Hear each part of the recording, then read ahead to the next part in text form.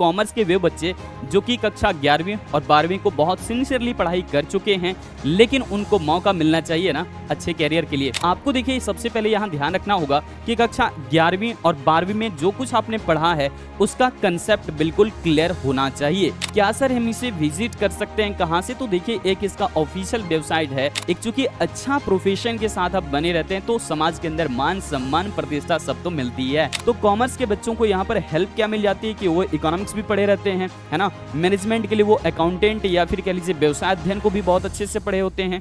Hello विद्यार्थियों, कैसे हैं आप सब? उम्मीद करते हैं आप सभी स्वस्थ होंगे, मस्त होंगे। मेरा नाम है छोटू कुमार, आप मुझे प्यार से छोटू सर कह सकते हैं। यहाँ पर आपको डिटेल में बताने वाले हैं कि कौन कौन से कैरियर विकल्प आप लोगों के लिए बनता है, कॉमर्स के बच्चे कैसे जो है अपने कैरियर को एक अच्छा उड़ान दे सकते हैं, कौन कौन सा विकल्प है कैरियर के लिए। तो यहाँ पर सबसे पहले ध्यान देंगे कि कॉमर्स के वे बच्चे जो कि कक्षा 11वीं और 12वीं को बहुत सिंसियरली पढ़ाई कर चुके हैं, लेकिन उनको मौका मिलना चाहिए ना अच्छे कैरियर के लिए। तो यहाँ पर आपको बताने वाले हैं कि क्या क्या ऐसा विकल्प आपके लिए बन सकता है एज अ कैरियर, है ना। आपको देखिए सबसे पहले यहाँ ध्यान रखना होगा कि कक्षा 11वीं और 12वीं में जो कुछ आपने पढ़ा है उसका कंसेप्ट बिल्कुल क्लियर होना चाहिए, क्योंकि यहाँ पर आप व्यवसाय अध्ययन, अर्थशास्त्र, लेखा शास्त्र, गणित, इस तरह के सब्जेक्ट आप पढ़ते हैं और इसी की जरूरत आपको यहाँ पर पढ़ने वाली है। तो सबसे पहले यहाँ पर देखेंगे एक ऐसा प्रोफेशनल कोर्स जिसे हम सीए कहते हैं। इसका फुल फॉर्म क्या है? Chartered accountant. तो ये जो है भाई ध्यान रखिएगा, सीए का जो कोर्स है ना बहुत बढ़िया कैरियर ऑप्शन मिलता है यहाँ से आपको। और ये समझ लीजिए कि उन बच्चों के लिए खास हो जाता है जिनका कहीं ना कहीं मैथ्स रहा है, लेकिन कुछ बच्चों का शिकायत रहता है क्या सर हम विदाउट मैथ ये चीजें नहीं कर सकते हैं क्या? तो भाई आप भी कर सकते हैं, वो सारी चीजें आपको तो कोर्स के दौरान सिखा ही दिया जाता है। तो जो मैथ वाले बच्चे हैं उनके लिए तो अच्छा विकल्प है ही, लेकिन जिनका मैथ्स नहीं है, कॉमर्स के बच्चे हैं, तो वो आसानी से इस चीज को कर सकते हैं। आपको सारी चीजें एक एक करके समझा दिया जाता है कोर्स के अंदर ही, ठीक है। उसके बाद बात आती है क्या सर हम इसे विजिट कर सकते हैं कहां से? तो देखिए एक इसका ऑफिशियल वेबसाइट है, तो www.icai.org/ लगा करके आप सर्च कर लेना। यहां से आपको डिटेल बहुत सारी जानकारियां मिल जाती हैं, ठीक है।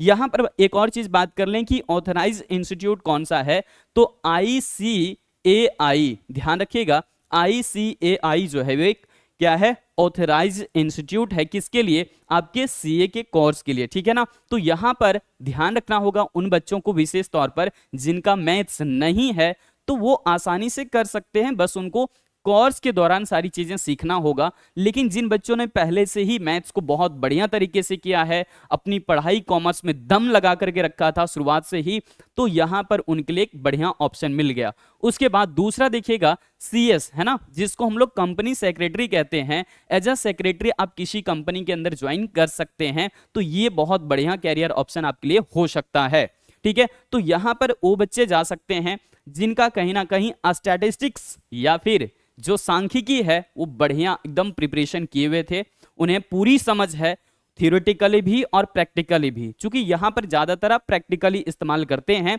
सो ये ध्यान रखिएगा कैरियर जो है ना आपके लिए अच्छा मिल जाता है। सो कंपनी सेक्रेटरी के तौर पर आप जो है एज अ परस्यू कर सकते हैं या फिर जा सकते हैं।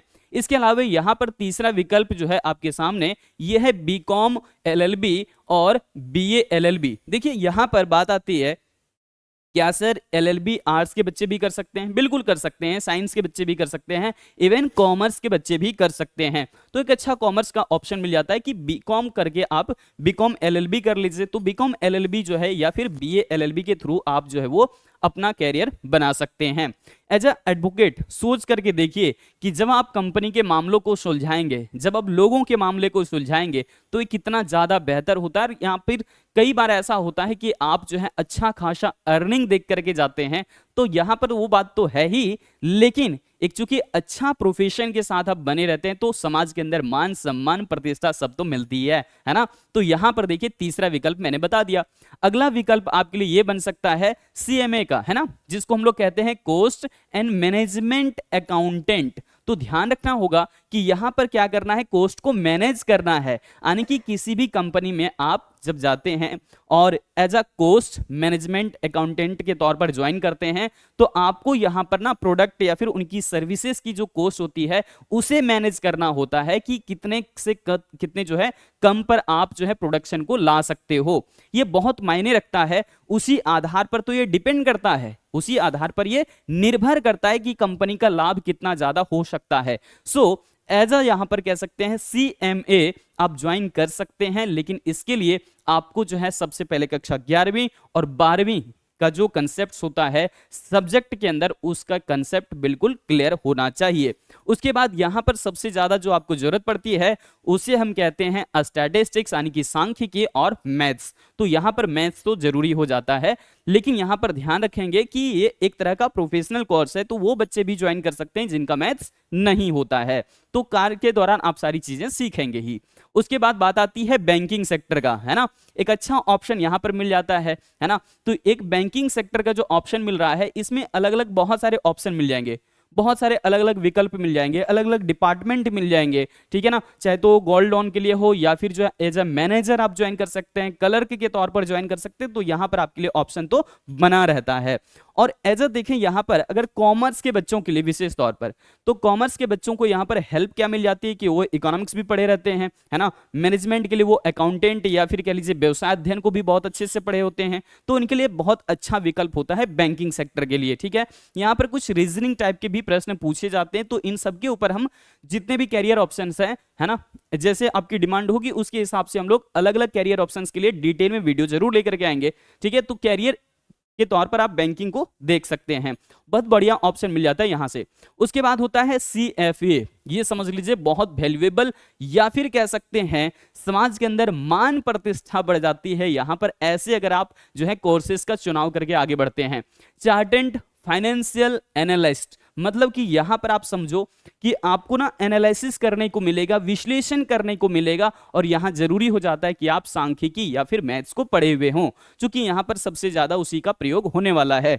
जैसे कि आप लोग क्लास 11वीं और 12वीं में पढ़ते हैं, तालिका, रेखा चित्र, सारी चीजें, कैसे आंकड़ों का जो है संकलन किया जाता है, कैसे हम लोग उसका विश्लेषण करते हैं, कैसे प्रस्तुत करते हैं, ये सब बहुत मायने रखता है। सो एक प्रोफेशनल कोर्स ये है, तो यहां पर ध्यान रखिएगा। CFA के लिए आप जा सकते हैं चार्टर्ड फाइनेंशियल एनालिस्ट के तौर पर, और यहां पर आपकी ना सिर्फ जो है सैलरी बहुत अच्छी होने वाली है, बल्कि ये समझ लीजिए कि समाज में मान प्रतिष्ठा सब कुछ जो है आपका बढ़ने वाला है। और बहुत कम यहाँ पर फाइटिंग होती है, बहुत कम, बहुत कम कहने का मतलब लगभग जो है वो यहाँ पर लाखों बच्चे नहीं हो सकते, हजारों में होते हैं, सीधे तौर पर समझिए। मतलब यहाँ पर ऐसे कैरियर ऑप्शंस बहुत कम जो है आपको देखने को मिलता है, लेकिन जब चीजों को हम लिस्ट वाइज करके बता रहे हैं तो आप इसे नोट डाउन करते जाइए। अलग अलग जो कैरियर ऑप्शंस मैंने आपको बताया है सबके ऊपर हम डिटेल में वीडियो लेकर के जरूर आएंगे, ठीक है। तो यहाँ पर आपको मैंने ये सब सारी चीजें बता दिया है। फिर से मिलेंगे हम अगली वीडियो अपडेट के साथ, और बहुत सारी जो जानकारियां हैं इन सभी कोर्सेज के ऊपर डिटेल में हम लोग जरूर बात करेंगे। तो आज रखते हैं इस वीडियो में इतना ही। जय हिंद।